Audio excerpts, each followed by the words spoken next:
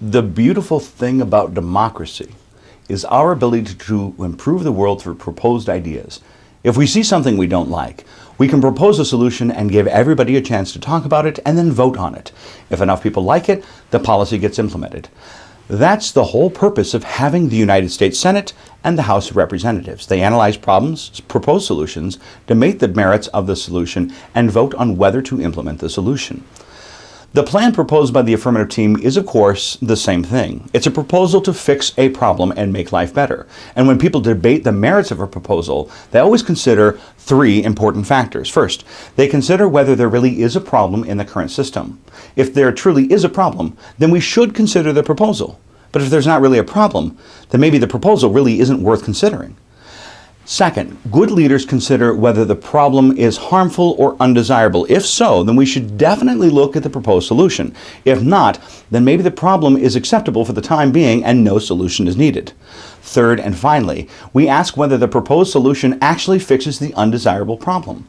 This is pretty important because even if everyone agrees that there is a harmful problem, we must also agree that the proposed solution will fix the problem. These three questions form the basis of our democracy. Is there a problem? Is the problem bad enough to solve? And will the proposed solution work? If the answer to any of these questions is no, we should probably not adopt the proposed solution. That's worth saying a second time because it's the whole basis of policy debate. If the answer to any of these questions is no, we should probably not adopt the proposed solution. Is there a problem? Is the problem bad enough to solve? And will the solution work?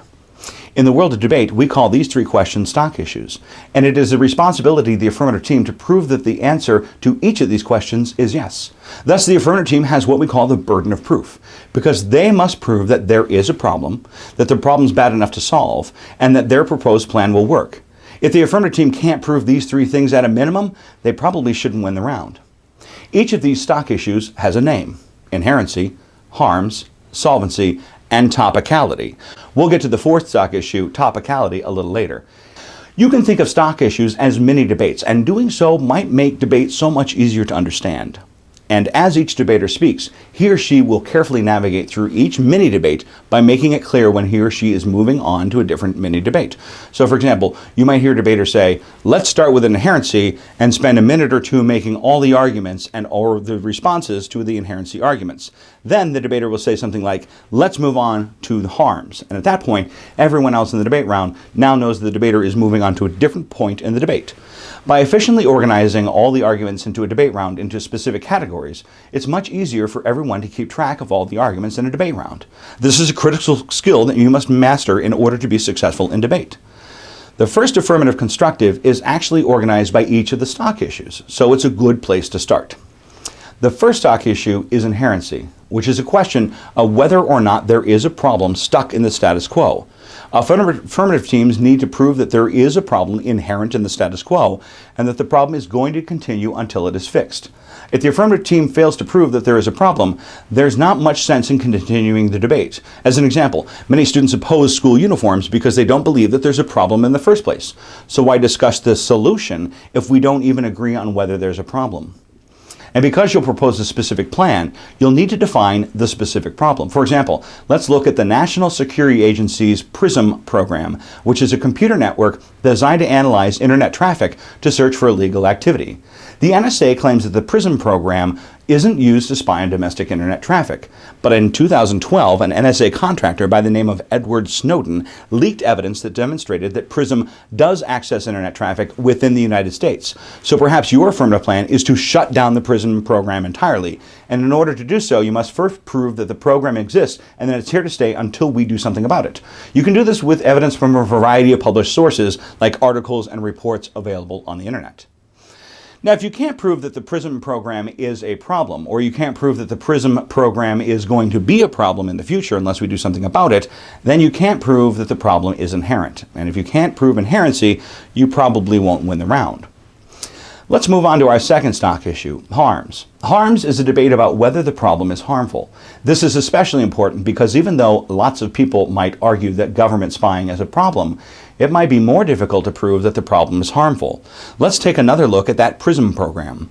Even if it's true that PRISM spies on Americans and captures our email, internet search history, or text messages, that doesn't automatically mean that we are harmed as a result. Consequently, the affirmative team will want to find evidence to demonstrate how having their private information accessed and analyzed by the government harms Americans. This could include violations of search and seizure laws or violations of our civil liberties. Now, if you can't prove that the PRISM program is harmful, then you probably won't win the round because you didn't win the harms stock issue.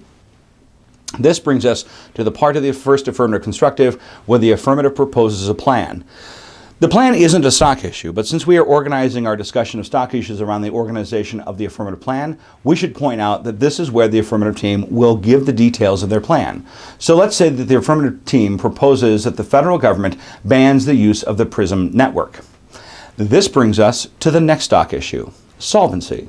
Solvency, as you might guess, is the part of the debate that focuses on whether or not the affirmative plan will solve the problem.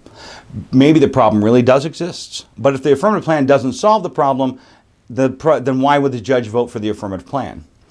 So our solvency arguments for our debate might present some evidence that says that eliminating the PRISM program will restore our constitutional rights and our civil liberties.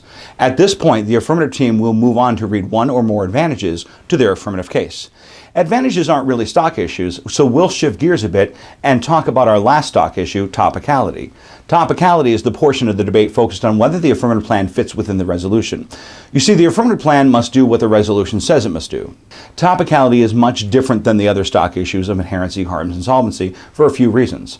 First, the affirmative team does not need to prove that they are topical in the 1AC in the same way that they need to prove that a problem exists.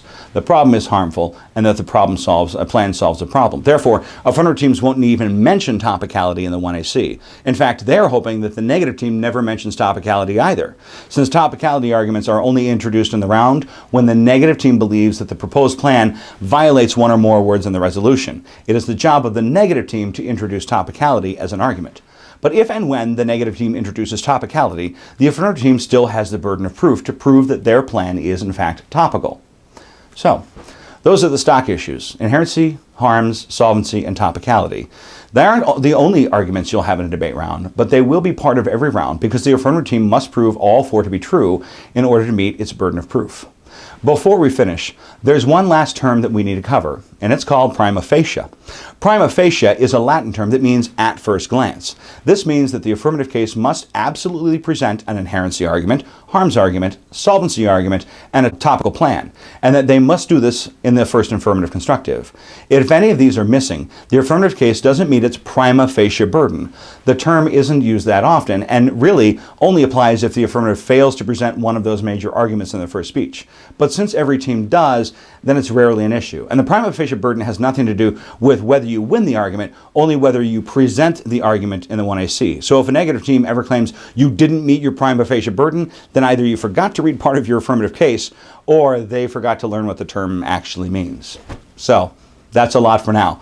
Scrub the video back and review any portion you didn't quite understand, and make sure you can discuss, debate, and defend the following terms: stock issue, burden of proof, prima facie, inherency, solvency, harms, topicality.